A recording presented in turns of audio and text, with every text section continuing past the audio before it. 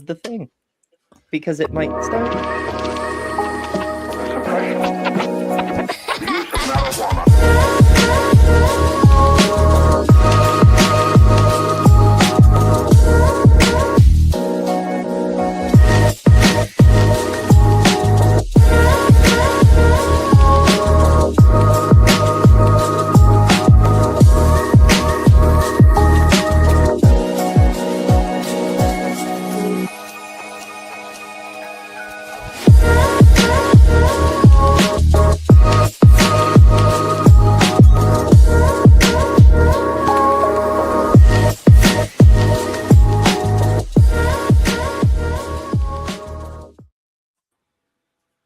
Happy Monday, everyone. It's the last show of 2025, and we couldn't be happier to see a more worthy year fucking go.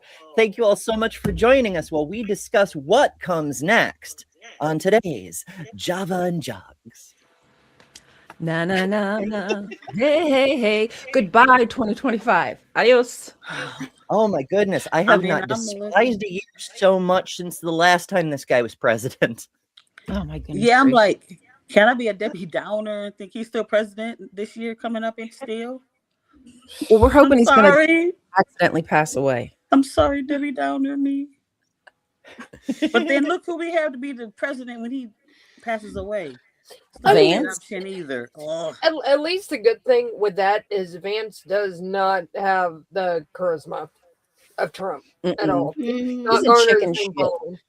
Hey, I don't know. Erica Kirk begs to differ, though. Oh God, Erica! Oh my God, Erica Kirk. Yes, she seems. Oh my goodness, she just looked like Stanford wife. I don't even know what to call her. Like she's so emotion. A little while back, yeah, that it talked about Charlie's death, and it said so many people hated him just for his racism, his nationalism, his other assorted right-wing bullshit. But what the liberals never really appreciated was his true contribution to the world. The whole time he was keeping us safe from her. She was the real evil in the world, I guess. She had no. I don't understand. Like some of her face, she had no emotions or nothing. Like fakeness. I'm like, are you? Except the eyes. I mean, it's all in the eyes. When you introduce yourself to the American public by throwing a fucking festival for the fact your husband is dead, complete with fireworks and everything. Fireworks, yeah. Wow.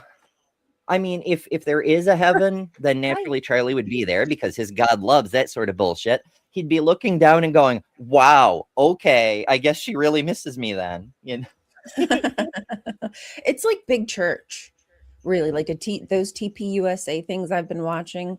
It just looks like a mega church with the sparklers and the music and the people flying around. Like, do you guys see the stage? Using reconstructed the area where he was shot, and people were taking selfies.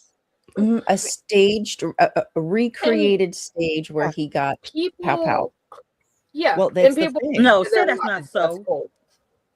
No, they did, but that is the turning point. The September 10th, the moment Charlie lost the gun debate, was the turning point for their organization. They found it. What was it? It was another meme. It was pointing out how there were two founders of Turning Point USA, and they had two political policies. The one dude, his thing was COVID regulations are stupid and horrible, and he died from COVID. And Charlie's thing was gun regulation is stupid and horrible, and he died from gun violence. And so the response was the dildo of consequences has excellent timing. Oh, jeez. Hoisted by their own petard. For real. Also, I need to figure out how to get a dildo of consequences into the merch store. Ooh. Not a bad idea. I like that idea too. Just holding that dildo microphone. Speaking to the microphone. Hello. I think it's doable. Check one, check two.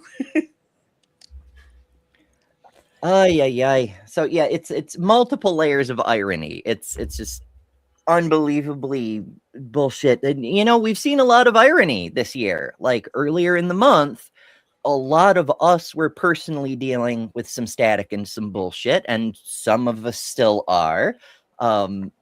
It's fascinating because this particular group of cultists, their whole thing is ostensibly predicated on holding people accountable for the way they treat survivors of abuse. And one of their cult leaders, they had to ignore twice, both when he told them who he is, in that he abuses victims of abuse, but also when he called for people to be held accountable for that kind of behavior. And they're just ignoring everything he says, but holding up his flag while they march around. I'm referring to a few people who showed up on AJ's show last night. If you caught it over on Skeptic Cave, and it was quite an adventure. Oh, I missed it. I missed it, obviously. Sorry that I wasn't there. Just people coming to show support and told me to stop making content. So here I am making more because, like, hey, you want to see more of my face? That's right. When someone tries to silence you, get louder. Oh yeah. There's actual science behind it. So, as all the world knows at this point, immediately after this show is another show that many of us are also on called Hot Topic. And today we're doing the history of consciousness. As I was looking into the background, because it's a very complicated topic, as you might know, one of the founders of the Black Panther Party got a PhD in the study of human consciousness. So that's neat. We know from the study of consciousness that it goes partly to how behavior works, but also partly how cognition works. That when a person tries to silence another person, it's because they're afraid of what that person is saying, and it's working. Like we learned this from one of the founders of the Black Panther Party. Get louder. Yeah. Their whole aim is just to silence people and to get people to comply and conform and be a very particular kind of whitewashed individual. Actually, individual is probably the wrong word because they don't want you to be an individual. They just want you to be one of us. Be one of Black us. Panther, the evil. Yeah, they felt the malicious Black group. Evil malicious TPUSA group. The real evil. Evil malicious group. Black Panthers did so much good for this country, and TPUSA is quite the opposite. It's like counterintuitive. It really is, and it's not just the fucking color thing. Like, Black Panthers, they provided security to neighborhoods where the police not only didn't police, but actually made things worse. They fed hungry children. They provided social services. They held political movements that meant something, like showing up in Sacramento with assault rifles to make the point that if you're going to put guns above people, you're subject to the same yourself. They did so much politically, whereas with Turning Point, not only are they not helping anyone, but all of their gestures are just gestures. It's just performative virtue signaling based on the conservative version of values. It's wild how it's so exactly the opposite. It's so toxic, and it is actually just virtue signaling. It's very empty platitudes. They mean nothing by it. It's just a lot of word salad, because at the end of the day, they mean nothing of it. They don't mean this peace and love and understanding. That is not their message at all. That's just the facade they're selling. I mean, they want it for a certain group of people. Yes, for a certain group of people, right? If they conform, as long as they can conform. Conform and sell, like you say, they're trying to sell something, right? They're trying to make the grift to make the money. That's how they're doing it.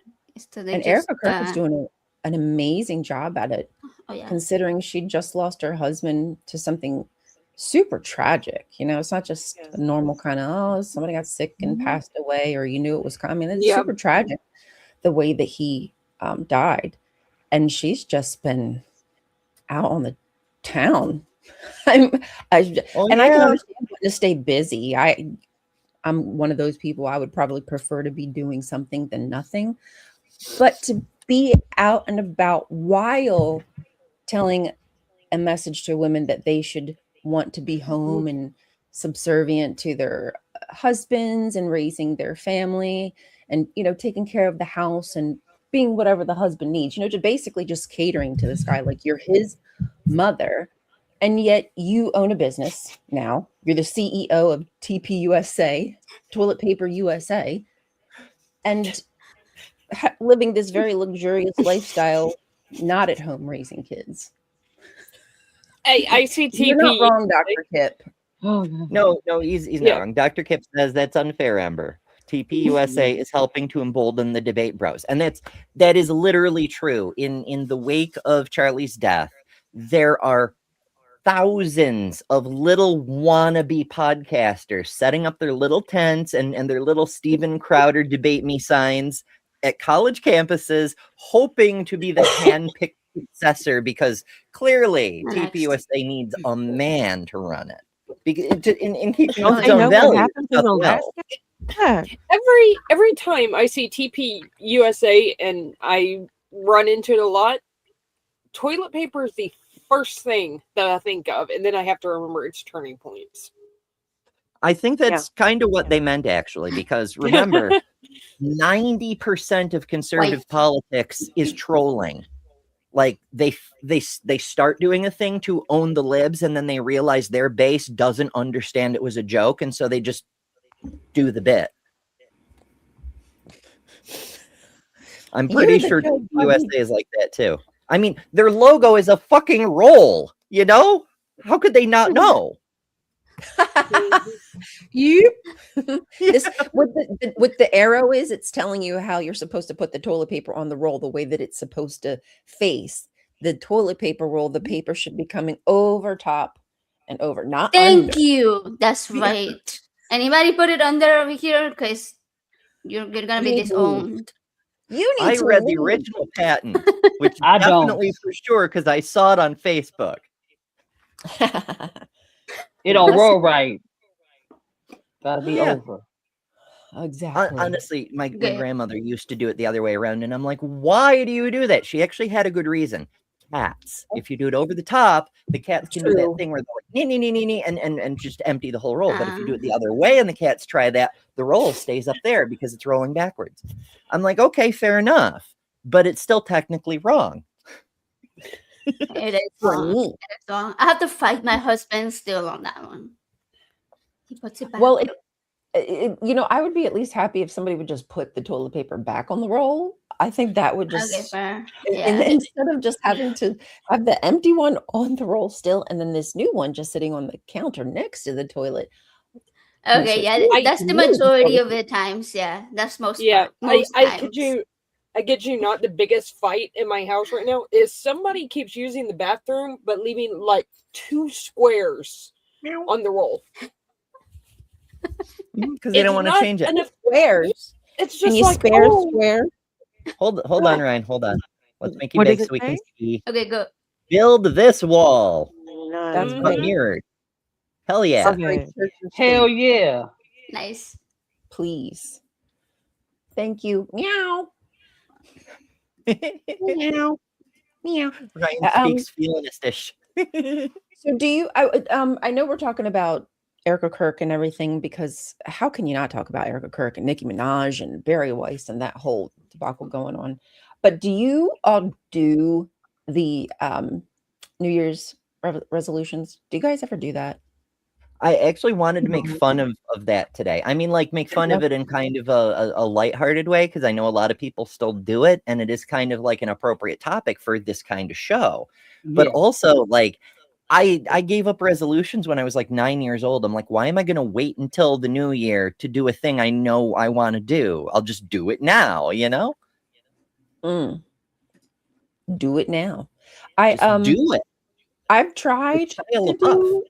I've tried to do like New Year's resolutions. I think the one I kind of did for a while was not cursing. For a long time, I had not cursed. I kind of cut it out, and then I let it back in. Why? How can you stop that already? It probably had something to do with religion. Honestly, trying to be Religion. I'm trying to be a good girl. I was raised being a fucking sailor, and I ain't gonna fucking say it. Fuck Fuck that yeah. shit. Avastia lovers. The one thing I've done in my adult life that came close to being a resolution, and it's by a pure coincidence of timing, was giving up cigarettes. Because when I made the decision to actually care about my health and started changing things, I knew I couldn't. The nicotine addiction is way too fucking strong. I couldn't just stop. I had to run out of the cigarettes I currently had. And so I made that deal with myself. I will run out of the cigarettes I currently have, and that's it. That no more cigarettes, right? And the day I happened to run out of cigarettes was January 2nd. So I tried for the first, but I didn't want to make myself smoke more just to be out on the first. That's funny. Yeah, I was talking to Skeptical Scott. I was on my show recently, and he was talking about that New Year's resolutions. He's like, I give them up because I just like everybody, right? You promise yourself you're gonna go to the gym, you're gonna eat better, you're gonna do this and you're gonna do that, and then by like mid-January, early February, it's over, right?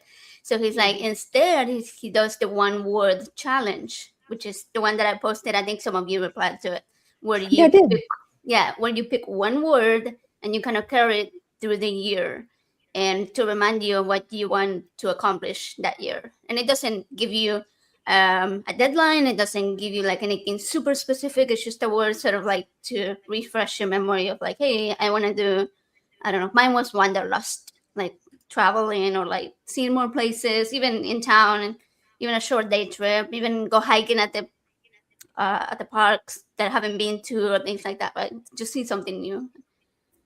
Yeah. It's cheating though, because it's a compound word, so you're getting two words in there. Okay, right, yeah. Okay, smart. Cheater. I think I chose healthy. Yeah, I think something I've been trying to do over the past since forever. But I do feel as though I've gotten much better as I've gotten older at making better choices for myself. Right, and that's the thing. You just pick the one word, and it doesn't mean, oh, I'm gonna go to the gym, all month or 5 days a week or something. It just means like you're gonna introduce things that are gonna make you healthier, whatever way that looks like throughout the whole year. And so just by choosing that one word, you just remind yourself of that. Yeah, I think that works really well. Tone and an aim. Yeah, it's almost it's not like manifesting in that silly woo-woo way, but it's like helping you to focus, and so more of your things will serve that end if you think about it regular. Like put a big old fucking post-it right on your computer monitor so it's with you all day, every day, or at least every day you're at your computer monitor. AJ, in your case, if you're actually out doing the thing, you won't see the reminder because you're away from your computer. I just tattoo it on me. I'm kidding. I do have a New Year's resolution that I think I'm actually going to be able to live up to this year. No more dogs. I don't need any more dogs. Okay. No more dogs? No more dogs. I've got 3 of them. I can't handle another. I don't know. Never say never. Oh, don't. I'm like, you know what happens when you say stuff like that? I'm going to end up with like 10 by December.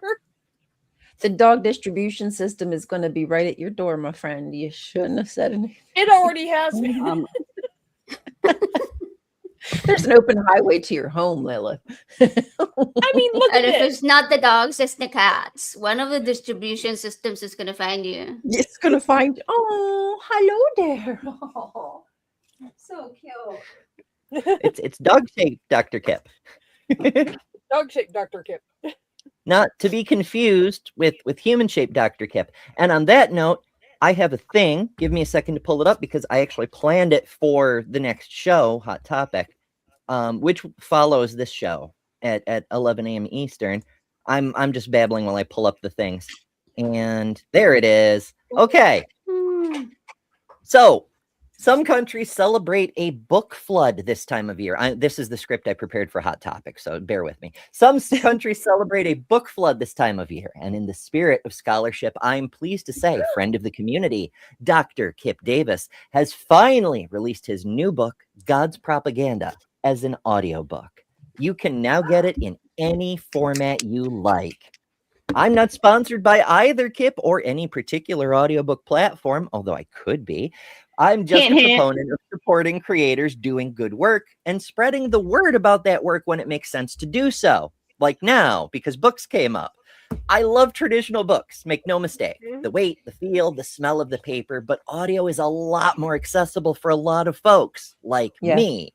So now that the audio edition is out, I thought I'd live up to my ideals and spread the word where it might do some good. So, you know, get a copy, whatever, you know, do the thing. I need a copy. Do the thing. Look, copies. Do it. It's a nice one. Do that thing. Peer pressure. We will judge you. Do it. It's a new year. You could learn some Bible lore. Yes, we are going to.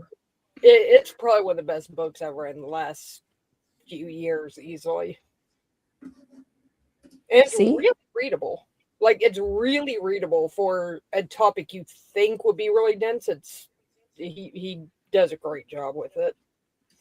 Yeah, there's a lot to cover. I imagine that must be hard because even when I try to write like a little script, I'm like, oh, I'll just make a little 5-minute video. Let me just write something up real quick.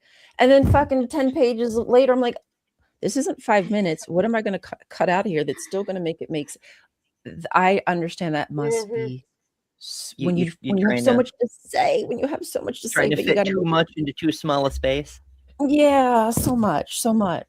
But yeah, I have that problem too. Happens all the time. Yeah, I mean, scripts I've written that were just going to be 1-minute script, and then I've never done them because I was tired that I put so much into it, and it's not exactly what I want it to be. So it's just sitting there now. Great waste of time. I mean, everything you do is practice for the next fireworks. So even yes, I love the effect, but everything, even things that you don't actually publish, it's still practice for the next thing, right? You're going to be better at it the next time. And sometimes you'll use bits of those notes in future projects. See, thank you, Ember. Putting a positive spin on unfinished work. That's right. Making me feel better about incomplete projects that I have, which are many. Lots oh my of goodness. I know. I understand. I don't want to grow up with that. I have too many. Yeah, I'm a person where like it doesn't count unless I get to put the check mark done next to it. Then none of the effort counted. And I deal with that all the fucking time. That's one of the reasons I can't seem to ever stop working.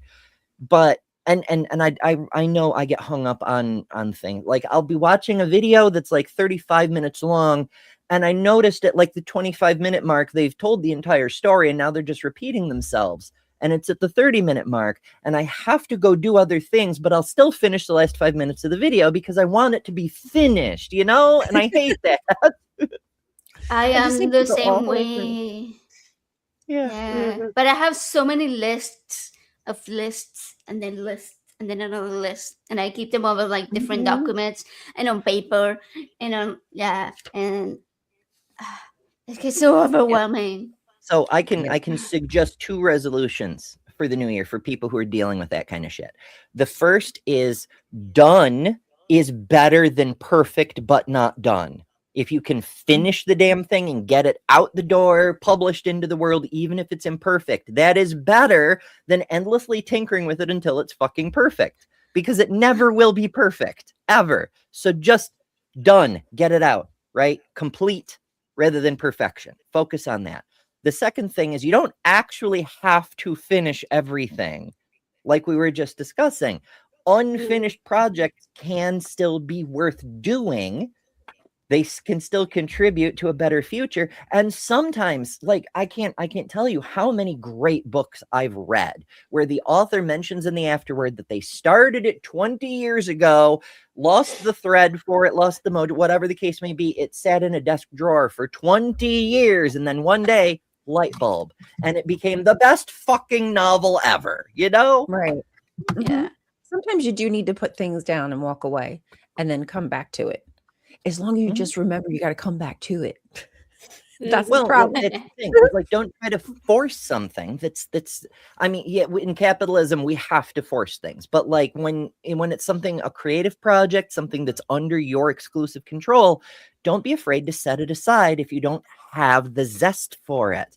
If the passion isn't there, it'll show in your, it'll come off like AI slop if you don't care about it. If you're just trying to produce it just to produce it, it's much better to let it sit until that light bulb shows up on its own. Even if you die of old age before that happens, for the projects that it does happen, they will be much better projects for that. Yeah. Yeah. I think sometimes fresh eyes makes things easier to see, like, where you were going wrong or what you missed. Because it's almost like it's not yours anymore. Like, you know, you wrote all that, you understand all the information, but you've been so far removed that it's like, oh, okay, you're reading something somebody else wrote, and it's easier to not criticize, but to give, see the holes. Exactly. Yeah, there's a few authors. So there's different levels of authors, right? And how good they are versus how strict they adhere to certain methods. It isn't a one-to-one thing. Stephen King, for example, does almost none of this, but there's a method where you like write the thing, you write a certain amount every day, write and you write and you write until you've finished the story. And then you take the manuscript and you put it in a box for 3 to 6 months and you don't even look at it. And then after you've let that time pass so that the what you wrote gets fuzzy in the edges of your memory, then you can get it out and start editing, because now you can see what is actually extra bullshit that doesn't contribute to your story, or where you thought you explained something clearly but actually didn't, you know? So the editing is much more effective if you give it some time. That's a good idea. I like that. Well, I have a bunch of video ideas that I wrote months ago, so I guess now's a good time to go back and reread them and be like, okay, is this bullshit or what? So we're gonna make it 2026 a year of more creativity and being louder. We're only half an hour in and we've got some good goals so far. Let's see if we can solve world all of that. I think that being louder is a necessity right now, and adding more voices to the course as well. Like, I do wish that there were other channels who use their platform like more wisely to bring more people. Oh my goodness, some voices, but whatever, that's what it is. Okay, so I've been seeing there are some groups within the skeptical community who have been increasingly insular in recent years, which is to say, even though they once talked about the importance of bringing new faces in, at least so people in their audience can be aware of them, even if it's like a one-time thing, but also maybe getting new people into the rotation to keep things fresh and whatever. They've steered away from that because of various, let's say, traumatic events, but on the organizational level, like they bring someone on not knowing that that person had said something really horrible and it caused drama for the organization. Didn't do their basic background checking, for example. Yeah. Other cases where a person like a permanent host, and then there was an issue with one of the behind the scenes people, and it created a personal rift that caused drama on the channel, and eventually that person had to leave the channel. Like, various things like this have made channels that are all about broadening the community suddenly become, nope, it's just us and only us, and no one, pay no attention to anyone else ever anywhere. You know, we're the only skeptics. We're the only true skeptics. Yeah, it's like bad experiences just taint the whole well. And trust me, I think we've all can say we've been burnt at some point in our lives. But I just hope that I don't want to ever be jaded. Does that mean that maybe I'd be a little more careful and decisive when it comes to bringing somebody into my circle?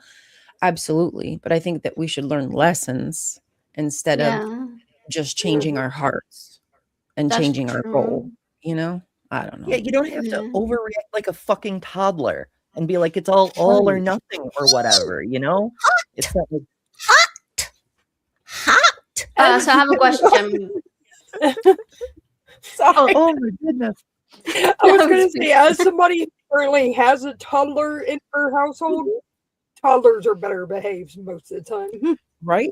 They know it's hot. They ain't gonna touch it. Damn. Throwing fits. Like if you're not 100% with me, you're fucking my enemy and all this bullshit. But it must be said, some of these organizations have started to take their first steps into trying to bring more diverse voices into their sandboxes. And while it's horribly slow, it's painful to watch, I do have to give them props for taking steps. So there's that. That can be another thing that the community can aim at in the new year. And I mean, I get it. It's a difficult thing. Like, I started out trying to highlight new creators as I came across them on my channel. That was one of the things I wanted to do. Even that webpage you set up was a big help to me. I found a bunch of creators. Hell yeah. Your list, yeah. Yeah. Thank you. Even little me. Me too. Well, the size doesn't matter. That's a thing I keep trying to. It drives me crazy. I don't know about that one. The big channels are like, oh well, you're not big enough. You're not a benefit to me to put you on. You won't draw an audience, kind of thing. And I'm like, that's not the point. Like, look at for example, on some of the ACA shows. Some of the regular hosts either don't have channels or have very small channels. It's not the size of the channel that determines your ability to contribute. It's your personality and how you interact with the subject matter and the audience, you know? There is one of my most favorite guests that I've had on my show, Felicia. She doesn't even have a channel. She doesn't want to make content. She just like hangs out on Discord. And I saw her, I think it was on Helen's show maybe. And I was like, I gotta have her on. And she was awesome. So like, yeah, you don't even have to have a channel or anything to be like a really powerful voice or have awesome stuff to say. Oh, for sure. I mean, like, take Jenny Morgan, for example, who, we all recently saw on Purple's 48-hour Christmas marathon thing. She popped in several channels. Granted, her lack of mic discipline drives me fucking crazy. But when it comes to advocacy, she's a very powerful voice. And she may have started a channel and I'm not aware of, but the last time I heard, she doesn't even have a channel, Like, she just shows up and does advocacy. Yeah. Okay, so we're still speaking about goals for 2026, but we didn't hear from Jess, Lil, and Kelly's one word. One word. One time. No, I said my goal is no new dogs. Hold on. Who? What? Both of your talker. Who? Sorry. I put down motivation. Okay. Motivation. That's good. Well, where will I get that from? We shall see. You gotta find fuel from deep down, Kelly. And we're gonna cheer you on too, Kelly. So that counts, right? I'm tempted to write down sanity because I would like a little bit more sanity in my household, but I don't think that one's gonna happen. Sanity. Oh, that's a hard one. What about you, Jess? I'm gonna put myself out there and say anxiety, honestly, because I think that's what's stopping me from releasing more content, leaving my attic of loveliness and just going out and doing things and being part of like community. And I've got so many atheist things near me or within like an hour of me that I really should be more involved with, I think. And I want to make an active effort to deal with my anxiety over crowds and people and socializing and doing all of that. And I want to put myself out there and just kind of help if I can help and go from there. I had such a hard time with that when I first started. Like, I didn't think that I was sort of worthy of making content, that nobody would want to hear what I had to say. And the same thing was like my anxiety about being around people in person, because my hearing is a lot better when I am on the computer, right? Because I'm connected directly, everything's quiet.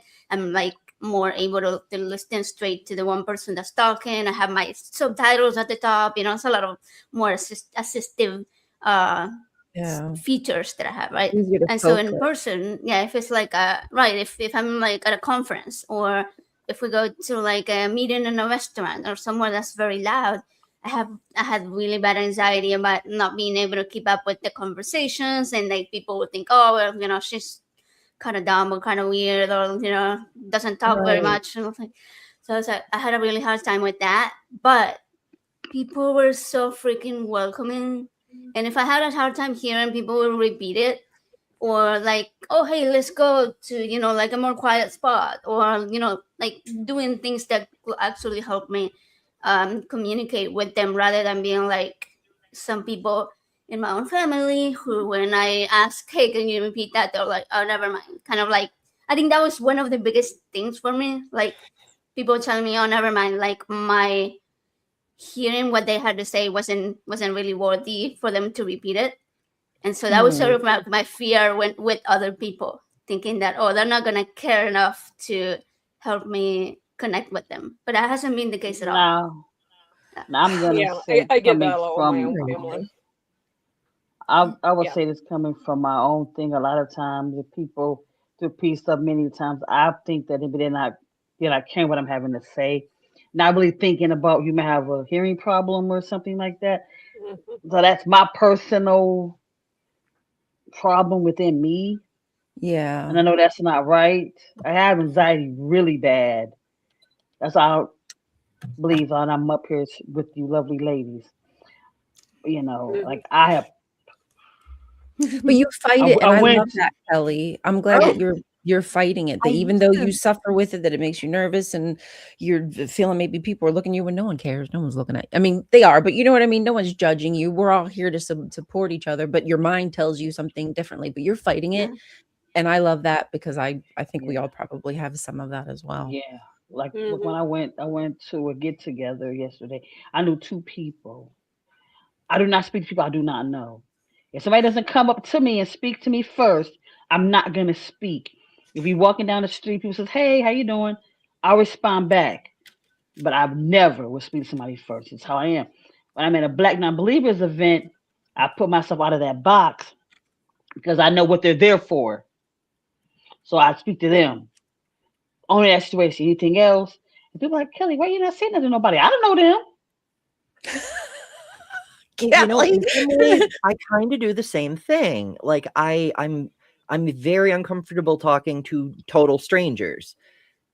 For various reasons that have to do with trauma, but that's not important. But when I'm at like an official function, like an event for a nonprofit I'm involved in, or the Comic Con I run, or whatever the case may be, I can set my own stuff aside because I'm like, they're not here for me. Me. They're here for the chairwoman of NocoCon. They're here for the Yeah. speaker at this event.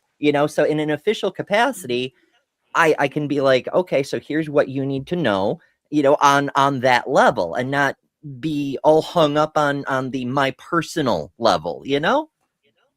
Yeah. When people come up and they'll say, hey, this is like when Lisa did with you and me, this is my friend Kelly. And that's how we connected. So that was different. But if you just want me just to go in the wild, people, oh no, I'm not gonna do that. I know No. that I was actually thinking that. I'm like, that's how we met. Is Mandisa was like, have you met my friend Kelly? And I'm like, did you just Barney Stinson us? Now look at us. Yeah, He kind exactly. of did. It's a match made in heaven.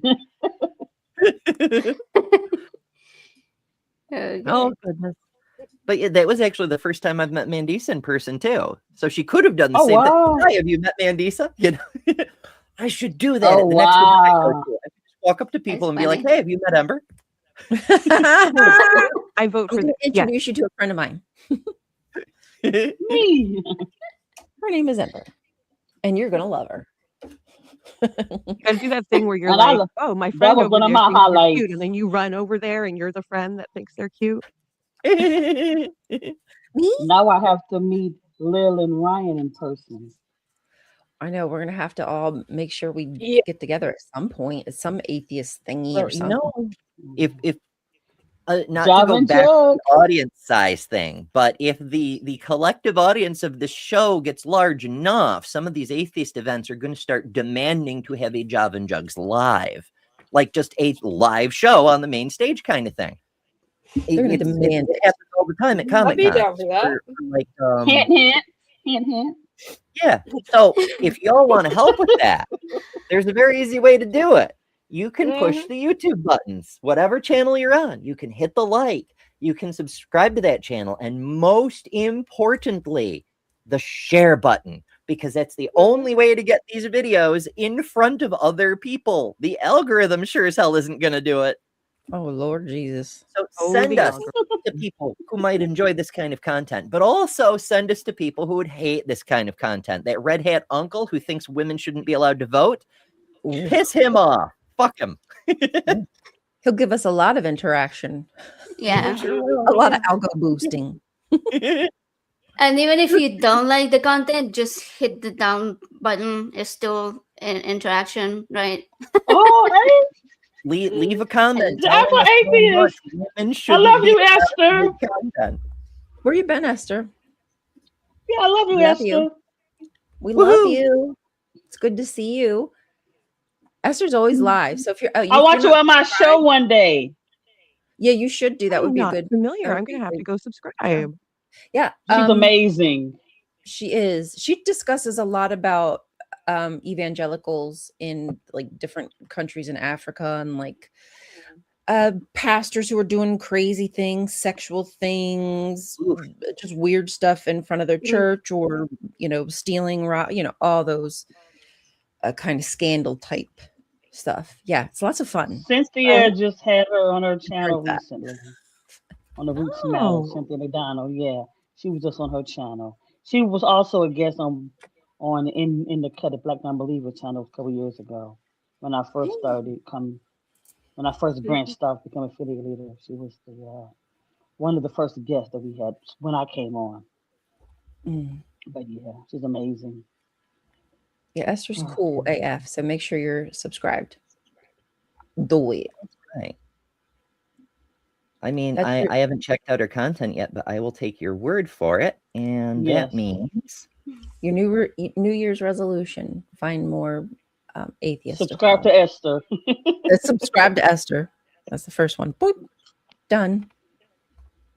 okay. And There we go. all One thing right. I Now did we do have during that added. marathon, I subscribed to everybody that was in the marathon. I've been trying to watch some of their content. Some I already was subscribed to, but it was I think others there's I probably was like not. 5 to 6 people I'd not Didn't heard know, of. yeah. Mm-hmm. I should go So through and I'm do the gonna same go look thing. there. Yeah. Then I got a membership to the Rabbit Atheist. So I'm like, let me watch them because somebody gifted me a membership. Oh yeah, that's Oh, Ed fun. Raby. He's a trip. I've never. Yeah, I was like, let me watch them because I just got a free membership. Yeah, okay. So I've updated the website that Ryan mentioned earlier with the list of creators. And there's Esther, the Afro Atheist. Yay. And you can find something like 100 different channels that now I'm not going to say you have to subscribe to all of them. These are all channels I wish I'd known about sooner because we never tell each other about other channels. Like, hey, you should go check out this channel. It's always, oh, hey, Ember, you finally found this channel. Why the fuck didn't you tell me, Titan? So I've made a list. All the channels I wish somebody had told me about sooner. Esther's on the list, and you can also find all of us on that list. All of the Java and Jugs hosts, and our This side is respective the side you need to be paying attention to. This is the best side right here. Yep. The highlighted side. Those are the best content creators. So yeah, do find all of that. I should clarify for anybody who doesn't know, better than ember.com. All the stuff is there. The creator stuff is the creator tab. The Ember store I talk about, where we have the Java and Jugs on a mug. It should be a Java jug. I don't know, whatever. Designed by Jess, that's in the store. And if those sell so that to the point that the producer sends me money, then that money will go to Jess because it's her design. We also have a fundraiser for RAIN, the Rape, Abuse, and Incest National Network that helps domestic violence victims and others. There's a, what is it, a shirt? I don't have my links on this software. There's a beautiful but model over there. Yeah, there's stuff that isn't just like, even though it's the Ember store, it's the point is there's things that go other places in there too. I'm bad at talking. It's early. Well, Hey. we are here for the tangents. Yeah. Nice, There's Spoopy. science and spooky. Happy Monday. It says, how the fuck did you not know about Esther? Because like I was just saying, no one tells other people about other channels. No one is saying, hey, you should check out this channel. It has really cool stuff and you might like it. That's why I made a list, because no one tells them anyone else. Now you were told. Okay, I also did not know about Esther, and I just subscribed. So yeah. I met Esther on Skeptic Haven, I think, years ago. Oh yeah. Oh, Okay. cool. I didn't know that. That's nice. Long time ago. I feel Esther, like I've met Esther, but I didn't know Esther had a channel, because that's another thing we don't do. And I maybe it's like considered a faux pas, but like when we run into each other in other spaces, like on say Skeptic Haven, for example, we don't often go, hey, I'm also a content creator, this is what I do, because it feels all self-promoty. But if we don't say so, then other people don't know, you know? Mm-hmm. Gotta spread the word. Isn't the best form of advertising is just word of mouth? Isn't that what the MLMs say? It's what they say, yes. I guess we've been under the same rock, Ember. I was also under Cozy rock. Same here. Don't worry, we'll get you out of the rock. I was not under a rock. You I was knew. not. I knew. Kelly. For once, I knew something that the rest of y'all didn't know. Finally. Yes. Finally. Me and Ryan were woke. You know a lot of stuff the rest of us don't know. We were very woke, you guys. We were woke before woke was even awake. If you know what I mean. For instance, the first time I ran across you, I believe, was also on Skeptic Haven. You were doing random shows, various shows, not random, but like various shows over there at the time. Yeah, various. You would mention pickle, but when you mentioned pickles, it like in the context, it came off as a double entendre, and I thought you meant something else. Oh, Yeah. well. That song, you're like, I want to play with my pickles. It was off the dog, but it's still like, wait a second. And like speaking of playing with one's pickles, see what we did there? See what we did? Do we need a little break? Do we need Smoothness of this segue. Let's play with our pickles.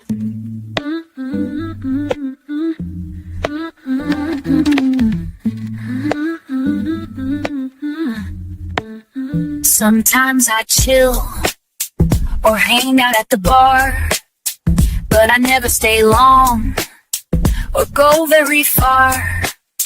You could say I am lame or that I am fickle, but I'd rather be at home playing with my pickle. That's my dog, she's a big deal. That's my dog, let's keep it real. Don't take offense if I don't answer the phone. Instead I'm loving on my girl and giving her a bone. People call me a dud, like a busted missile. But I'd rather be in my bed, petting my pickle. That's my doggy, she's a big deal. That's my dog, let's keep it real. That's my dog, she's a big deal. That's my dog, let's keep it real. It's not that I don't like you or wanna hang out, but if I had to choose, never was there a doubt. If you need to feel good, in fact it might tickle, you should come to my house and wrestle with my pickle. That's my big deal. That's my dog, let's keep it real.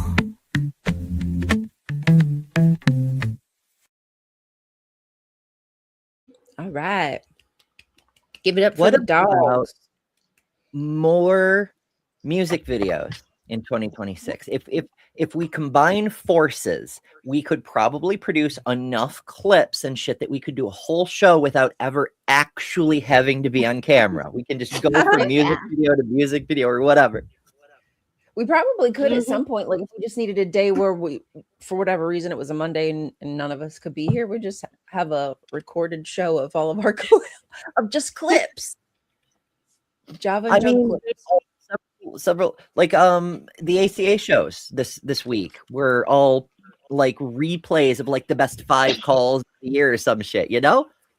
Like we could do that too if we really wanted. Like TV shows used to do that all the time. Like when they needed a week off, they were a week behind in their production.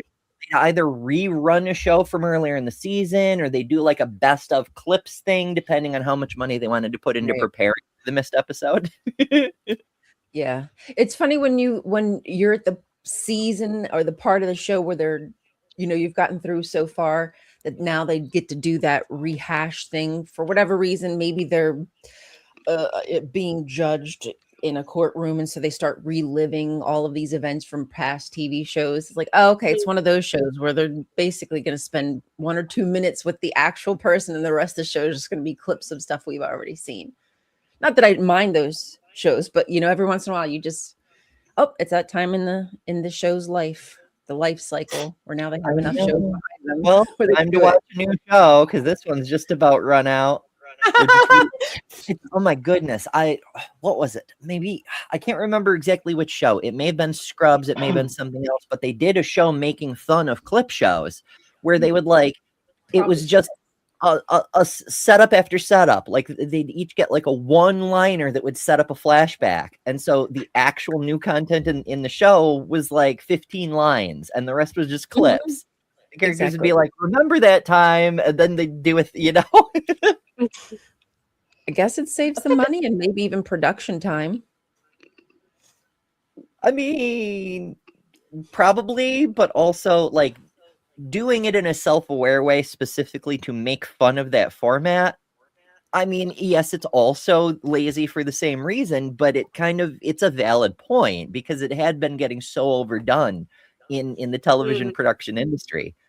Like soap operas, my fucking gods. There's some episodes of some of the longer running ones where there'd be a dramatic reveal and a character would walk in with a stylish goatee and there's a flashback showing where the same character without the goatee mysteriously fell out of an airplane or something, and everyone presumed he was dead 2 years ago, but now we find out he survived the fall. Like you know, are those soap operas? Yeah. Yep. I mean, it's so. I used to watch them. Which one did I watch? Maybe Santa Barbara, but only because there was nothing on TV at that time when I came home. Those were the days where you had only a few channels, and so those were the days of our lives. Those were the days of our lives. I'm gonna talk about Santa Barbara when Eve got raped. That probably was one of the most deepest episodes of all the soap operas. Y'all remember that? Yeah, I didn't. Yeah, that was really but that was really touched. Man, they went through a lot of. I think she actually won an award for her acting for that scene and everything. Then you found the police officer that helped her was the one that actually did it. Oh man, that was. Are they But still it was on? one People still watching? I don't think Santa so. Barbara left. There's some. Young the rest is still there. They ain't going nowhere. Oh my goodness, Victor young. Newman ain't going nowhere. Wow. Oh goodness. Remember, I like, mean, how weird is it that the drama TV shows have to make the social points? Like, on this very special episode of Roseanne, the family will discuss themes of domestic violence. Like, I appreciate them, like, bringing awareness to things that affect them personally at random in a scattershot kind of way, but actually bringing attention to them. Where the fuck is Dateline in 2020 and the news organizations that are supposed to be telling us, hey, maybe we need to do something about rape culture because more people are being raped than ever. Yeah. Well, I because guess we wait have for people more like Barry people to Weiss. get because they can relate to watching a sitcom that they love, going through that in the real scenario type of situation, to just watching some man sit in front of a camera talking about it. Yeah. Like you see yourself in that person on the screen who's experiencing it. Like, yeah, I've been Yeah, through. I'm a single mother with children. I can Mhm. understand what it feels like. Hello, Dylan. Good to see you. Hello, Dylan. Never Hello. seen you, but Happy welcome. Monday. Happy almost end of 2025. And back in the day, I used to make movie posters just for fun and practice with Photoshop. And I came up with a poster for the what was it, the 2016 inauguration? Oh no, Obama became president in 2008, won again in 2012. So 2016 is when Trump took office the first, 2017. So right, 2016, late 2016, I made a movie poster with Trump and Giuliani and Mike Pence and all the fucking assholes. And in the background, I had, like, in red and kind of faded out like the ghost of Darth Sidious, a gorilla. And I titled it Harambe's Revenge. Yeah. This time the subhuman primates will smash everything or something like that. It just and sadly, I thought it was a joke. But yeah, Harambe's Revenge. It all went wrong with Harambe. That's where we skewed into the Biff Tannen found the Betts book timeline. Fucking hell. McFly. I want a different timeline. Is that possible? Yeah. Okay. I have another question. Oh yeah. Business is really, really trying very hard over there on the side chat. Trying to convert out of us sinners and give us salvation and all that fun stuff. Yes. Thank you, business. I have accepted Jesus into my heart now. Oh, Thank you, business. Oh, didn't pass the tax rebate. What if we made the church business with business? Secular women, and then we would all be tax exempt, right? I mean, I've heard Jesus likes to be inside things, but I'm not sure hearts is his first choice. I don't know. He's not that kind of guy. The last time I heard, he was busy getting nailed by a bunch of Roman soldiers. Okay, so he likes things inside him, not lube. Gotcha. No judgment here. No judgment. Yeah. No. We're big fans of all flavors of the rainbow. He walked around with 12 men. At the end, he got nailed by more. Like, yeah, if it's consensual and safe, you good to go. Yeah, I don't care what you do. I mean, also, it's worth noting that preference notwithstanding, Jesus may not have had the equipment because, he did he did not have a Y chromosome. So yeah, so he was trans man Jesus. Trans man Jesus. Right. That's why he was all about love. He was a fucking hippie. He's like, guys, why can't we just have peace and love for everybody? love everyone, literally. And also table flipping for the fucking capitalists, which honestly also valid. Yeah, he got a little perturbed when he saw people in the temple defiling it. So he went and, what you normally do. You just go into churches and you just start throwing shit around. Isn't that what you do when you are frustrated with the church? Exactly. Okay. So as many of you know, I've told the story before.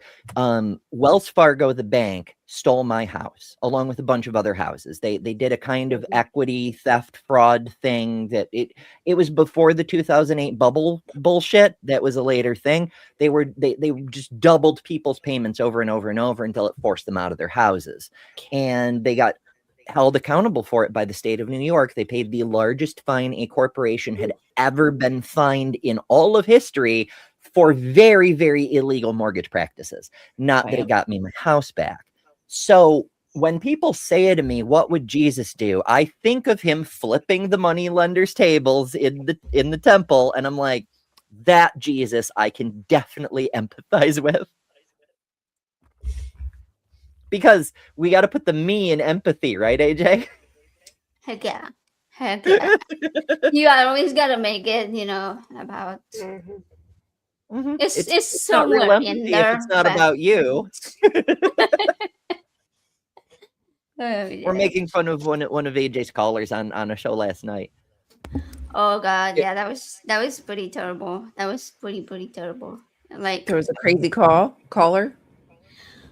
Yeah, basically trying to debate how well it was a whole ass mess of a call, but there was this part where all of a sudden atheists are terrible people, and because the other host Erin and myself were saying that we are empathetic people, that we don't need a child to die in order to be inspired to help other human beings.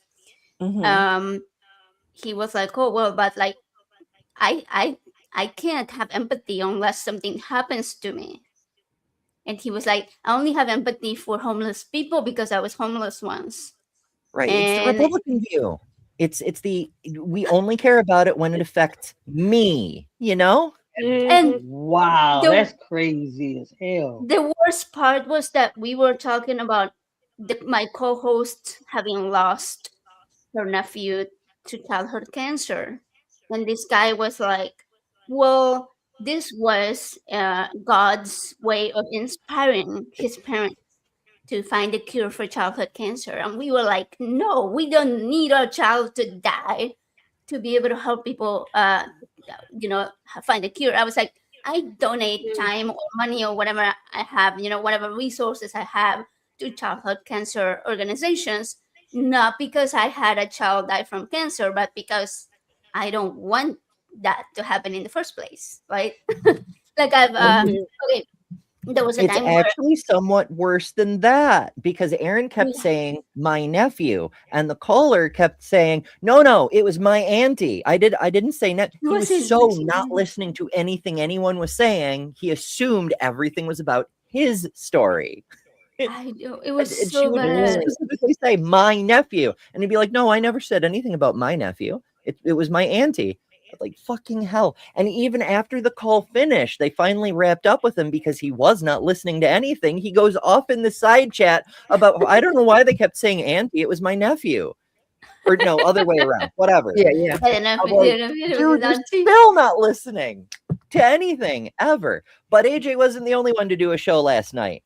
Lil, you had a birthday yesterday? Do I have that right?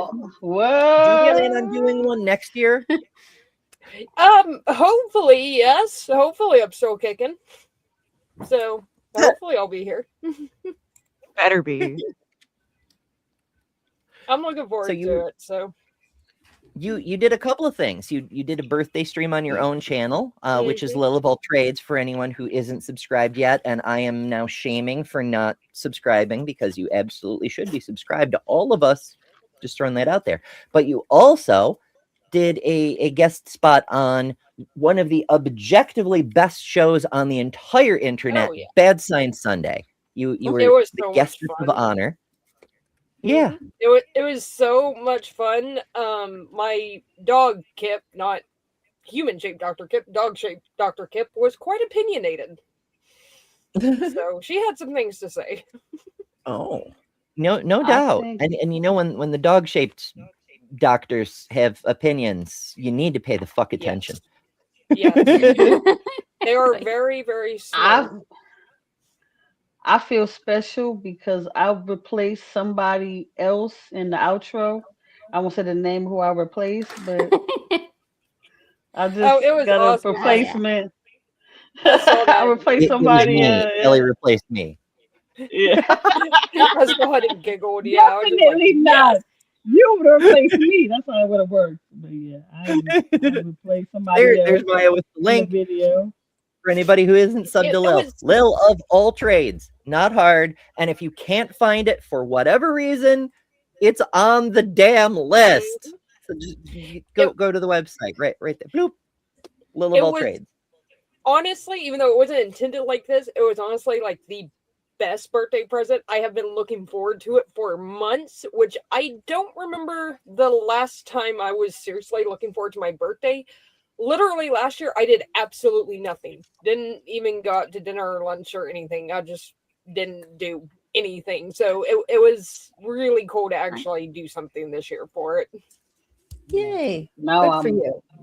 now waiting for my next time. I want to be like AJ and be on there like I 20 know times now. being okay. So watching Bad Science Sunday is fun, but being on Bad Science Sunday is like a fucking present. It's Mhm. such a good time. It's amazing. And And honestly, everyone should do it at least once.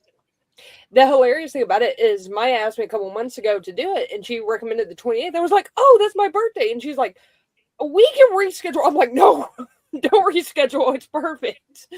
The So birthday it was present, great. yeah. A lot of fun.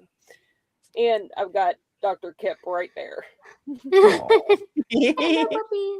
This is where she usually is. She's curled up and sleeping, but That reminds me, we were discussing before we went live. I think it was before we went live, how Chris, who's the Daily Atheist Morning Show, which is one of the channels we're on right now for anybody who's watching any of the other channels.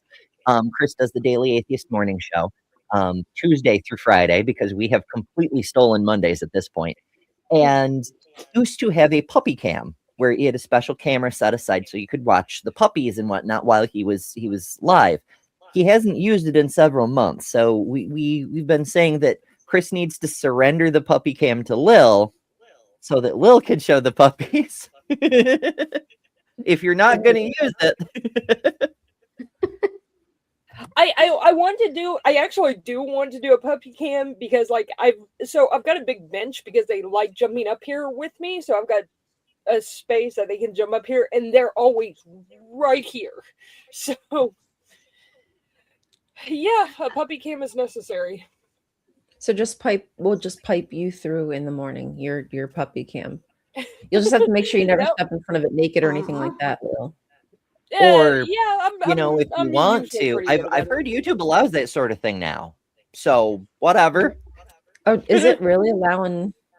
Well, if it's accidental, they won't censor your channel for it if it's a mistake. Oops. Okay, well that's good because hey, mistakes happen. Just saying. I realized I realized a couple of days ago on a live stream that one of the it was an illustration, but I think it had boobies in it, and I'm just like, oh, I hope that doesn't get censored or demonetized or anything. But Gio's not monetized yet, but I don't want it to affect anything. But I'm not sure it's going to be a big deal, but still, I was just like, oh, that's not good. I like to use hate to art. do this, but I'm gonna have to drop, guys. The windstorm is at a yellow and might be moving to a red, so I gotta get out of the attic. Oh, All right. Hope it's okay. Yeah. I know how that is. well, Yeah, thank you for and joining. All and right. we don't lose power. I But can see you're the gonna be trees my going like neighbor. this. You're gonna be my neighbor soon. We're right. We're gonna reach out and touch each other over the river. Over the river, Kelly. Yay. We're gonna be like, All I right. can reach you now. Bye, Thank guys. you for joining, Jess. Bye. Sorry about the weather, but definitely be safe because we want you with us in 2026 also. We love you. Stay healthy and don't die. And we love Bye. you. Love you guys too. Love you. Also, since we were Try not taking to over- die is my perpetual. It's not even a New Year's resolution. It's just what I try to do. So far, I've been mostly successful at it. Mostly. Sometimes I miss a bit, but oh my goodness. So it's Just blows me Jess's away. coming I know out she's day. hot, isn't she? You know, so some of us have to come out of the closet. She has to come out of the attic. That's true. Oh, that's a good one. It's an adventure. Oh my Yeah. goodness. But yeah, lots of the country. That's another thing. Are we going to have a world next year? Because it seems like the weather severity is upping faster than even the most catastrophic predictions anticipated. Like we were getting stuff like, oh, by 2050, sea level gain will reach a certain point that we start to lose cities, or in some cases, entire fucking countries. There's a Pacific island nation that is being evacuated because there will be no island in a few more years. The whole nation just won't exist. And you know, we're looking at that kind of stuff, but we're getting like hurricane winds just sweeping the continent over and over. We're getting heat waves and intense cold waves, like intense deadly cold waves and just storm after storm. Like the weather is completely out of fucking control. I mean, in fairness, the weather has always been out of our control, but it's become chaotic and irregular in a very destructive way. And if this continues, which is to say, the current pattern not only doesn't normalize, but continues to get more chaotic, how much longer will we have humans to experience weather, do you think? I do not know, yeah, but I trust the scientists, and I trust that we're having a greater effect on the Consensus. planet than Yeah. people are willing to admit, or just because they don't care. It's probably the bigger problem. They don't care. Yeah, I mean, the thing we is, have we can proof trust that- the scientists.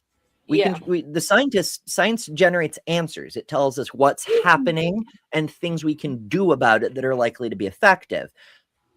And then we just not do anything with that information because our politicians are much more interested in chasing all the Latinos out of the country, you know? Yeah, They're the real problems. for crossing out information. Latinos are the real problems.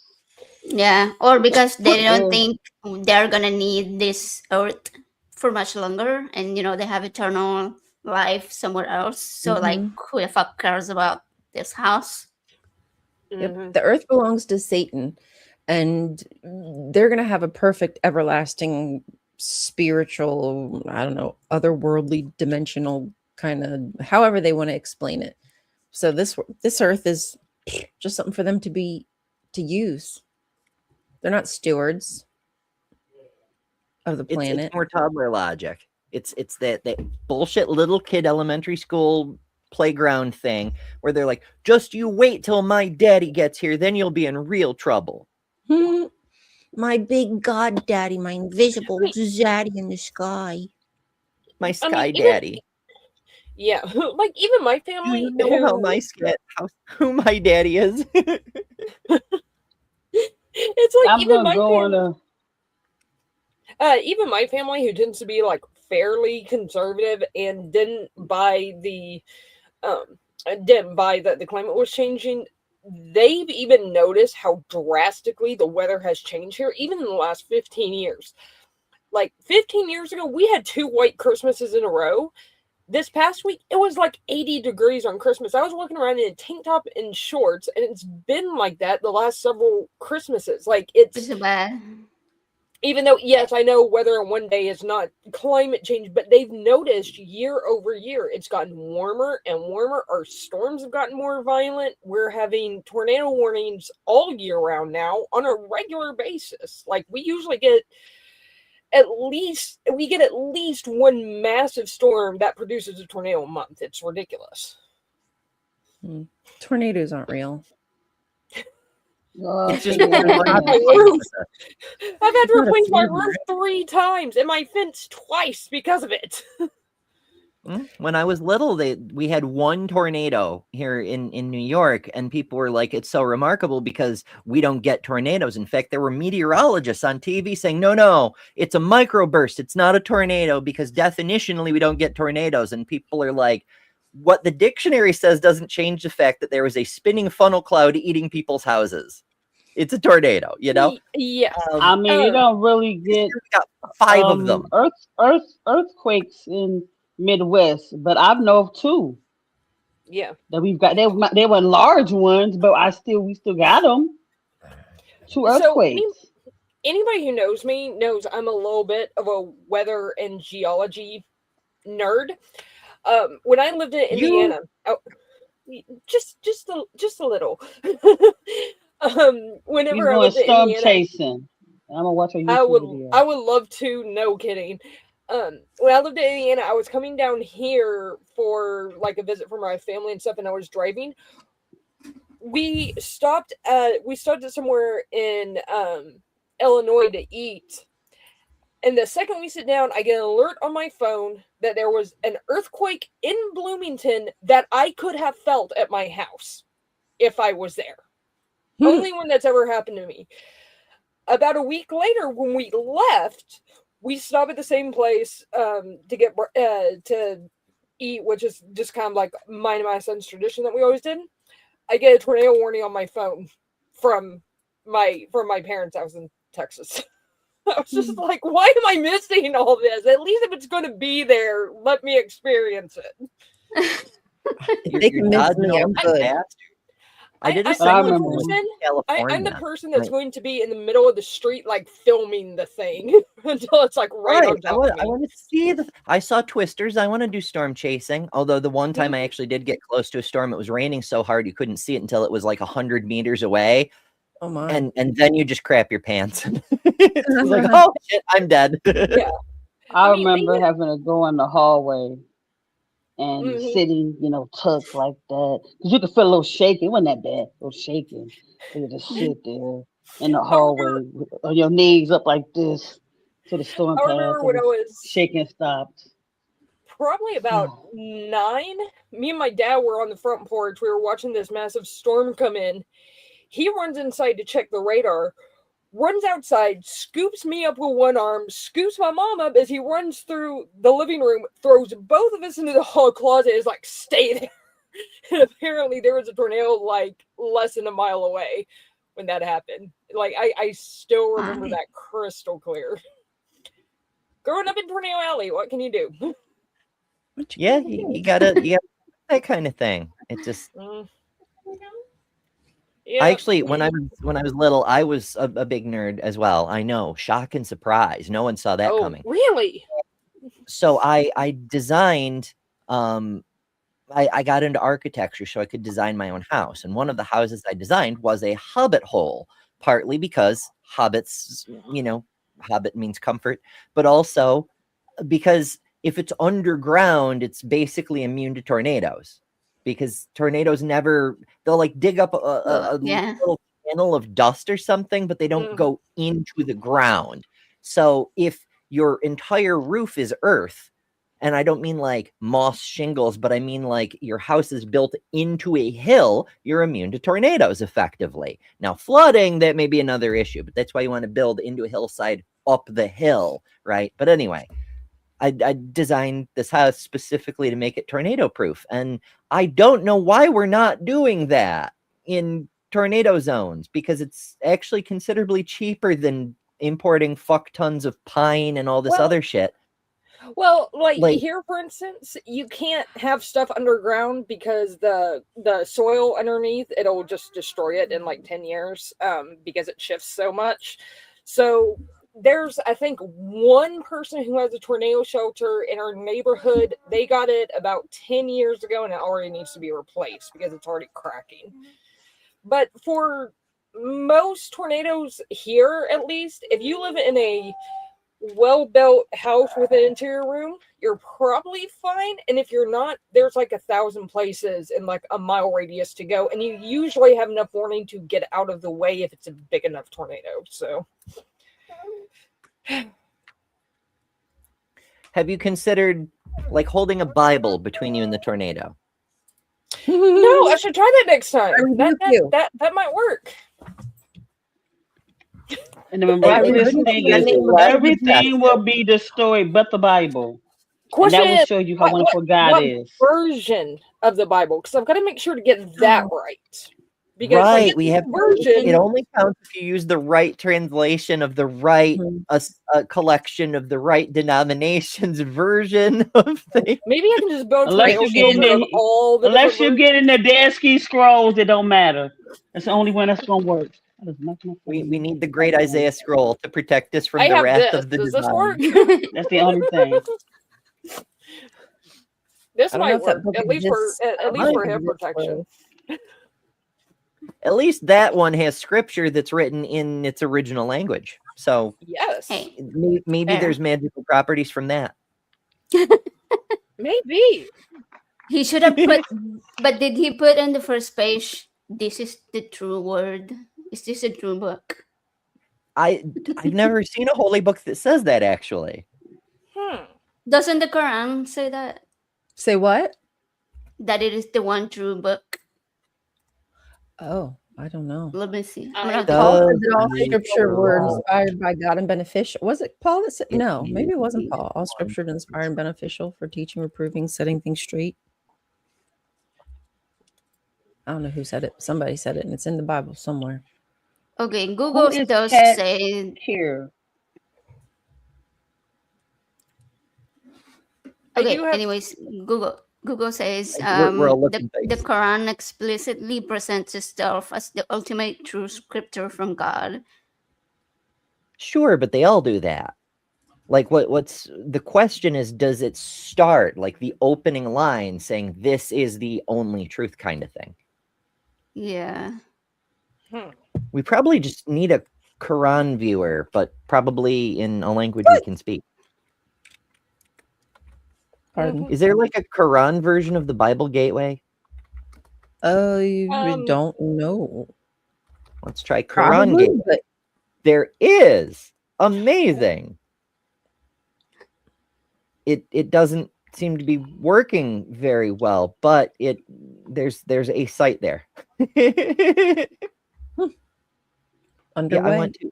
Oh, it's not letting me open the website. Like the Quran itself, it's kind of outdated technologically. It's cock Shock blocking. and surprise.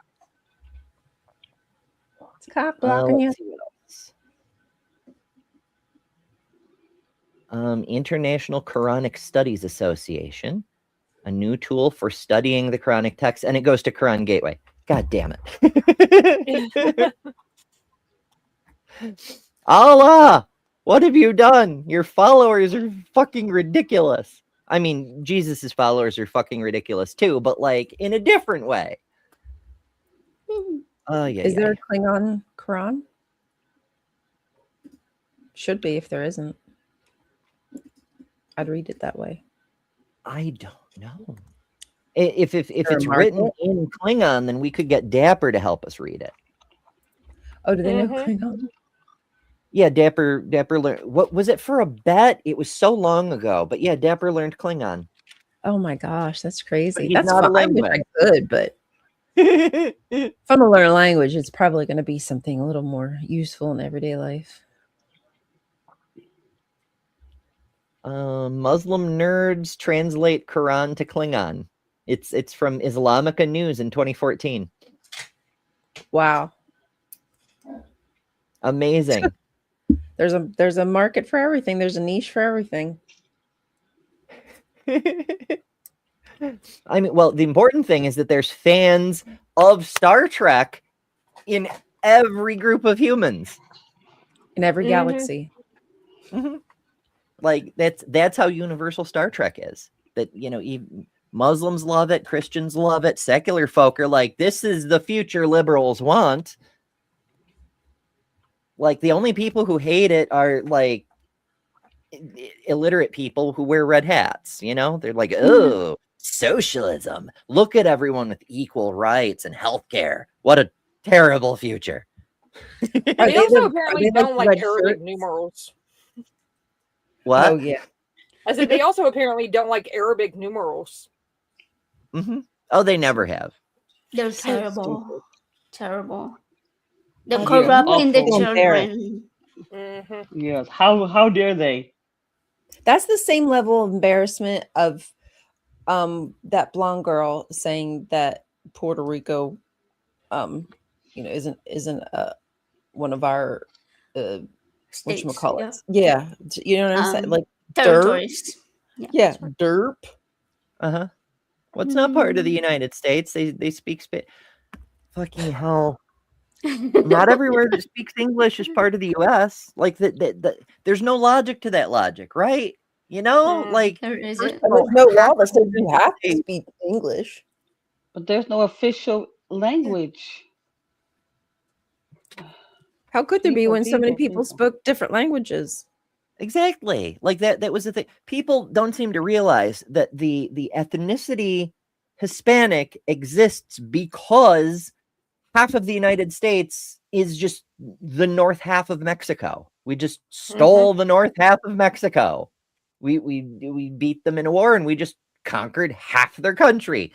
And part of the treaty negotiations for that, and I think it was 1848 off the top of my head. I may be off by a little bit. It might be like 1854, whatever.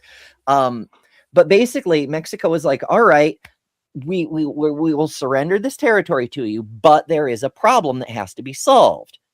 Your constitution says only white men are citizens. Everyone else is property.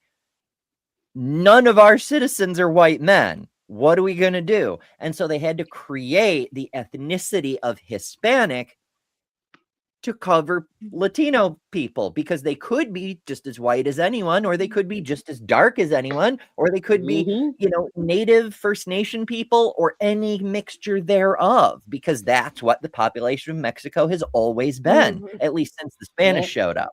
But I digress.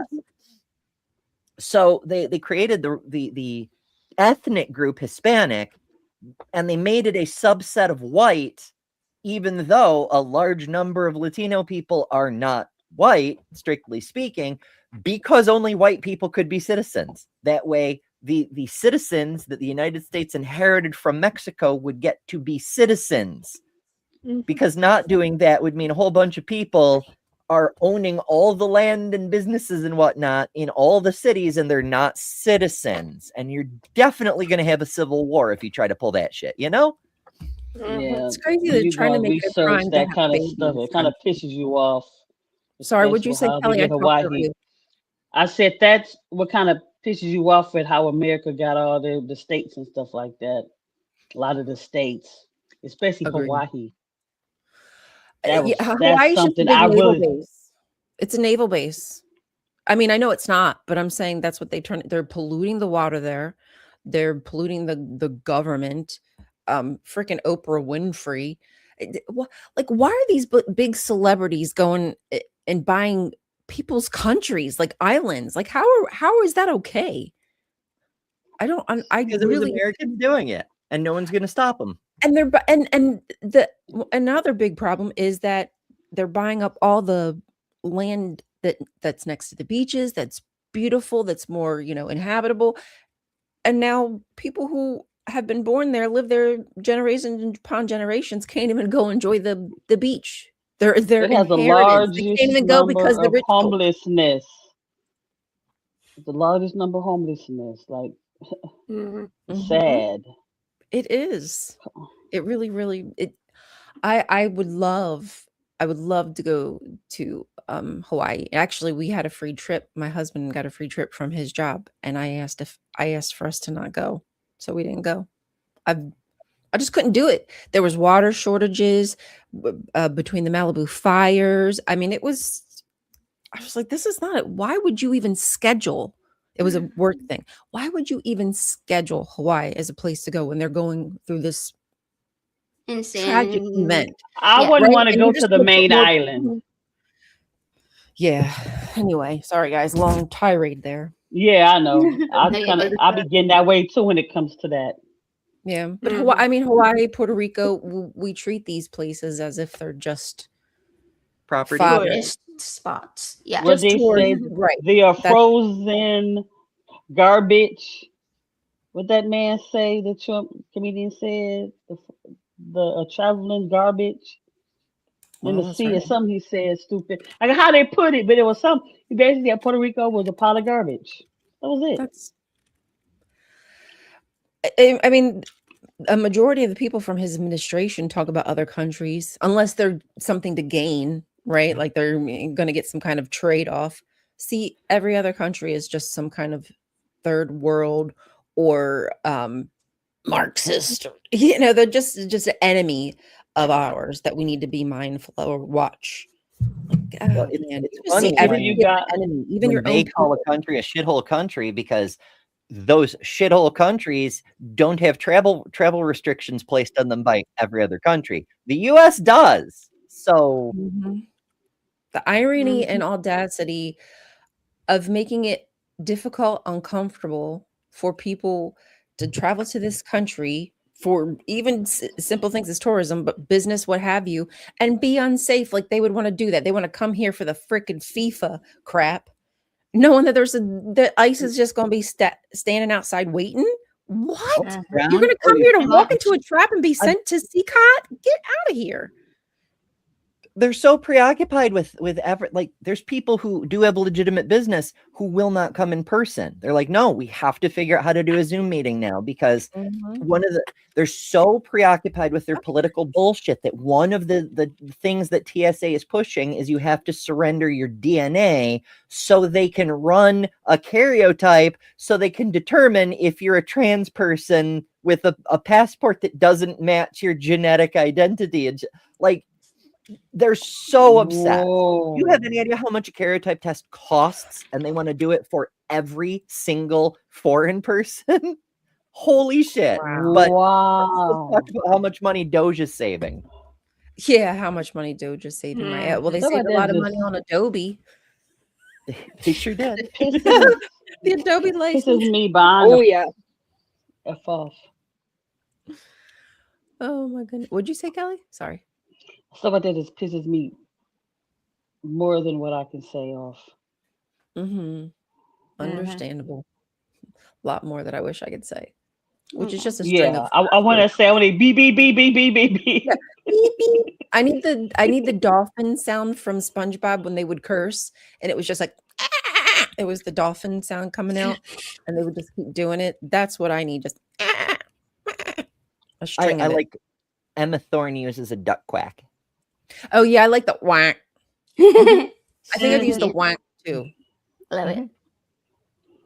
Yeah, so I was talking with girlfriend with my mom. I told you guys one of my cousins had passed a couple days ago, wherever I found out this morning. But anyway, so I don't know how me and mom got talking about the different but stutter, the different presidents and stuff like that. And so I was like, I'm gonna say this, but Franklin Delano was not the greatest president everybody thought that he was. What? And so my How mom dare. got How dare. angry. My mom got angry. We talking about Eleanor and that she had an affair. I said, well, he did too. And then I was talking and I was like, what different was he with how he did the Japanese with how we did the Arabic American community? Well, they bombed Pearl Harbor and that's why he did what he did. I said, but he picked on people that were citizens for years here.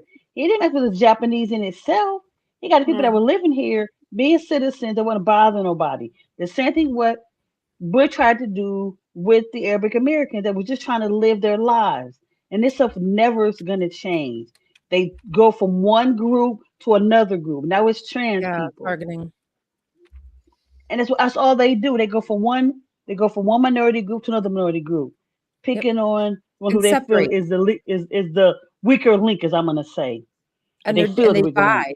They try to divide because groups who are marginalized know that their strength is in numbers, and with realizing that the fight that you're fighting for your own group is likely the same fight that another group is having. And though, I mean, the Israel specifically said that they were going to ramp up Islamophobia in order to get people to dislike people who are Muslim. And I just yesterday or the day before unfollowed at XJW because they just went on some Islamophobic tirade. And I was like, and this is a doctor. I was like, you've got to be kidding me. And I left a comment as much, and somebody said Islamophobia doesn't exist. I was like, oh. Wow. Okay. And there you go.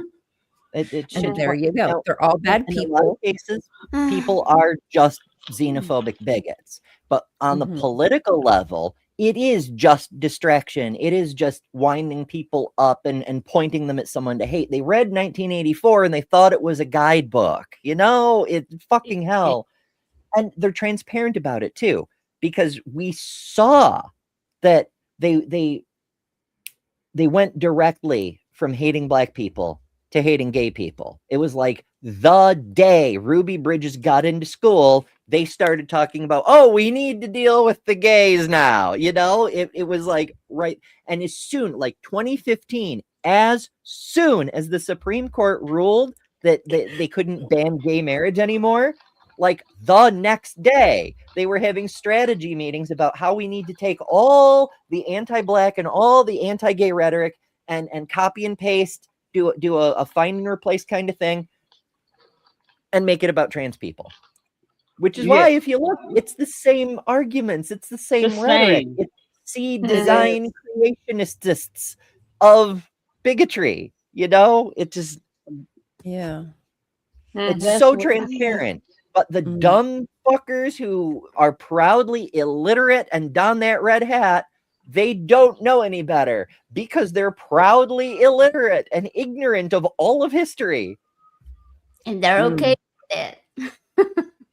I don't understand that. Safety, and that's what gets me when it comes to the different minority groups and how we get marginalized and how we don't stick together. It's sad. Like during Black Lives Matter protests, many of them were attacking trans people. Why were you doing that? I don't understand that. Yeah, that's sad. It's like you're not getting it. It's like you're almost there. You're almost there. It's like the bottom line is like, let's stop dehumanizing people.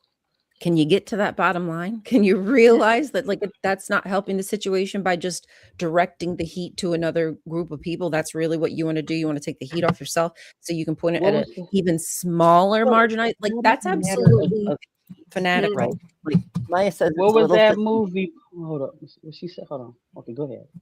Sorry. Yeah, Maya says it's a little facetious. They don't have meetings for that. Idiots just find the same talking points compelling. Partially true. What I'm referring to with the meetings is the think tanks, the propaganda mills, like the Manhattan Institute or Mass Resistance or whatever the fuck that group in Houston who made up the trans people in bathrooms thing, which was actually just repurposing Phyllis Schlafly's what if gay people in bathrooms thing, you know? It's there are people who get paid to come up with this bullshit, and they do have meetings, and they just throw all of it at the wall and see what the idiots go chasing after. It's professional red herring development. It's all rich people.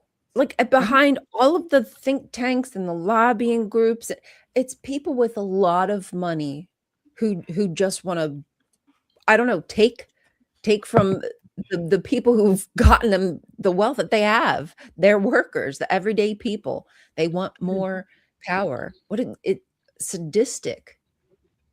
Like they must be absolutely sadistic to have all you have and then continue to you see an 18-year-old boy, which was fucking Charlie Kirk, and decide you want to pump millions of dollars into him because you like his rhetoric, because he's divisive.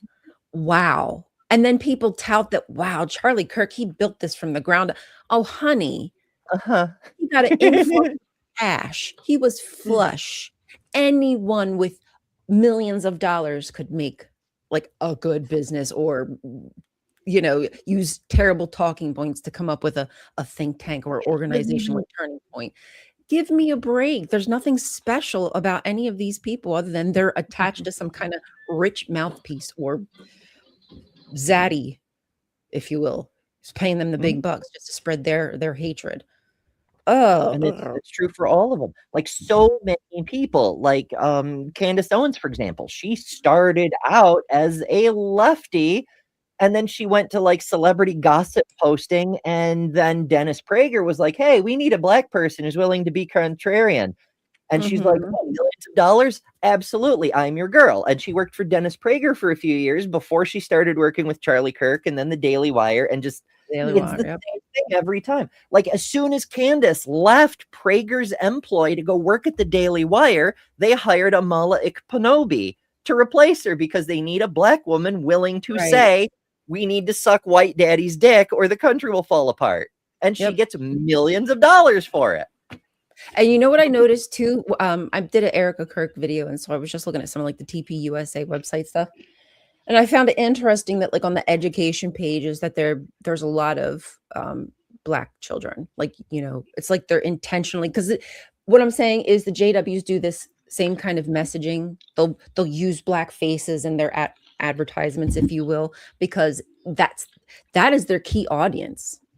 Honestly, they're starting to bring in more people of color into their group than any other group.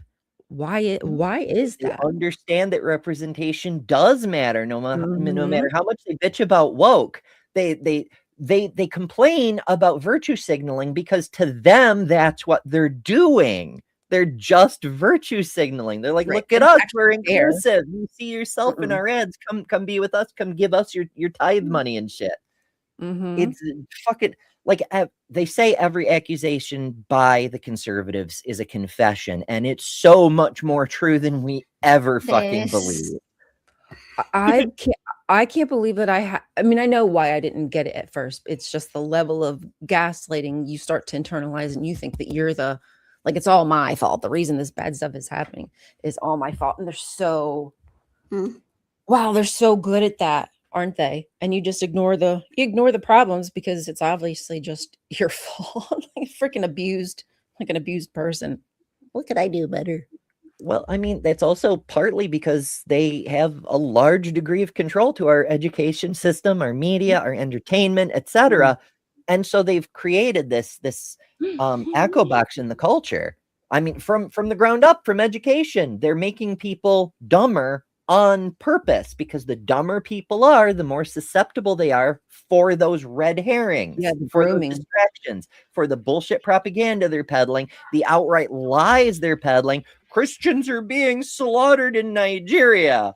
We have to intervene militarily for some reason. We have to bomb people to save them. Don't you guys know that if you drop bombs and murder innocent people, that's how you save them? You can thank Texas for that one. Ted Cruz started that stupid rumor. It's a fucking dumbass. I really wish I understood how you can bomb yourself into peace. That concept is technically, if you bomb everyone, there will be peace. There will be no more violence. Okay. Yeah. So I guess that's okay. Well, then they got billions of more people they've missed. We're working on it. We all got to take a number. They're doing it slowly through our food and not letting us get vaccines. Right? Remember the Georgia Guidestones? How it said you have to reduce the population to like 500 million? They're working on it. Oh yeah, I'm sure. They have to do it carefully though, because like they figured out that you can't just release a disease vector and hope it kills only the poor people. That doesn't actually work out for you, because it kills at random. It doesn't kill enough people, and it does kill some of your special people who are differentiated by having larger bank accounts. Yes. Yeah. It's so fucking collateral damage. Yeah, collateral damage, and justifies the means. Yeah. As long as people are dead and suffering, then God's work is done. It's God's will. They say money is the root of all evil. Do you suppose that's also kind of original sin in a symbolic way? Because it seems to be that it's love of money that like is justifying all the bullshit. Well, if it's then the church needs to stop asking for money, and we need to start taxing them MFers. When we said eat the rich, we were talking about the churches too. Yes, honey, I'm talking about big box church. Y'all need to be eating Yeah. bite by bite. Let's start chomping and chewing. Let's do Those it. Swallow churches with that are swallow. converted stadiums. Yeah, because it I seems like mean, the smaller churches are do more than what the bigger churches do. yes, because I think they're more organic. They're more local. They care about the people, the Yeah. outreach. But these big churches, it's all about the prosper gospel. If you give, you will get. So give, give, give. And all the root of your problems in your life is because you're not preaching Come enough, you're on, not get praying that. enough, you're hanging out with the wrong people, you're not focused on your Bible stuff. Like they'll just give you, it's like the worst pep talk in the world. You can do this. Get You your got get this. your $50 Wow. blessing. What? Yeah, all blessing. If you do God's will, He's gonna bless you, guaranteed. So And by doing God's will, you got to donate. You got to give to the church all your money. that's right. And I have to scoot soon to prep for the next show, but I Oh, snap, want yes. to I want to leave y'all with a bit of wisdom for the new year is the understanding that you don't have to actually send organizations money to earn your way in the new year. You can do better on your own by yourself, but you don't have to do it by yourself because whatever your disposition in life, there are people waiting for you to be in community with them, including a community like this one for skeptical people who believe in the voices of women and diverse individuals, regardless of sex, gender, ethnicity, all the things, right? If you're a good person, even if you're religious, but you want to learn, you want to be a better person, you're welcome here. However, if you send in love offerings, I can guarantee you will get more of us in the year to come. So with that, I'm gonna That scoot. part. Join me in a few minutes on Better Than Ember if you're not over there already. For today's hot topic, we're doing the history of consciousness because we're doing science and history and philosophy stuff now, and I fucking love it. So I hope you join us there. And otherwise, y'all have yourselves a wonderful fucking new year and try not to die. Yay! Happy Mwah. New Year! Happy New Happy Year! New Year, Amber. Oh, wait. Yay. I am also gonna step out to get ready for Okay. Amber's show because I want to join, but I gotta take my puppies out first. I was figuring you was gonna join. I figured. Yeah. I was like, if nobody else Give to joins, it's I'm gonna out. be AJ. Yeah. Do you have to shill anything quick, or you just got to go? Oh, what am I doing? Like shows and stuff. Yeah, if you have Right anything. now, I don't have anything scheduled because I'm working on January's schedule, but I have lots of plans. I know I'm gonna have Sydney Davis on, Oh, my twin. oh, you forgot about me, huh? Oh yeah, you're right. Oh my god. I feel so hurt now. I know that's because that's like on the second, literally the Yeah. second day of January. So it's melding into my December. Okay. So yes, Kelly and I I can't remember which order, but one of us goes first and the other one goes You second. go first. Right. Okay. We're gonna do both of our shows on our channels, but we are gonna be on each other's channel. So you're gonna see our faces probably for like, I don't know, 3 or 4 hours straight. Something like Sorry. that. We'll see how Sorry long. about that. Sorry. Sorry about that. Come on. I apologize. I apologize. You're gonna see me that So butt. make Yeah, sure that's gonna you're- be fun. I'm excited. Make That's sure gonna be you're that's gonna be a good way to like start our year, right? Because Mhm. it's like literally my first I show wasn't of thinking the myself. I ended my year with Lil, and I'll start my year with you. year. Love it. Oh, I'm That's excited just about how you that. do it. I need to have Ryan somewhere in the middle. oh, make a sandwich. I know. Ooh. Does anybody else have anything they want to shill before we go? All right, I'm gonna step out. Okay. Okay. Bye. AJ just said me and her, and then I have Eli Slack coming on the 3rd, and then I'm gonna be on Cynthia McDonald channel, The Ruth Matter, Nice. on the 4th. Tell them the dates right, and then the 6th it will be a Consular Kelly's. The Council of Kellys. So yes, Kelly Detroit Atheist Queen Kelly, Kelly Laughlin, and Godless Granny Kelly. We'll be doing that on my channel. So that's what's going on right now for the first week. There'll be other things Nice. coming up after that. Awesome. So you're gonna make get sure y'all sick. So you're gonna get sick and tired of me. Nah, not at all. Make sure y'all are subscribed Never. to Detroit Atheist Queen, por favor. And Lilith, you got anything? Not really, not other than the stuff that I'm usually up. I'll probably be doing a couple live streams off at random times through the week. So we'll see how that goes. Awesome. All right, guys. Make sure you're giving Lil of All Trades a follow as well. Thank you to everyone who joined us today. It's great to see you. Don't forget to join us here tomorrow again at 9 a.m. with myself and Chris on the Daily Atheist Morning Show. I just released a video on Erica Kirk, just kind of my opinion, not a deep dive or anything, but just some of her problematic behavior. So check that out if you will. And on that note, I hope you all have a great day, a great holiday. If we don't see you before the new year, I love you, lovely ladies. Thank you for being here with me today. Love you too. See you guys soon. Bye. Happy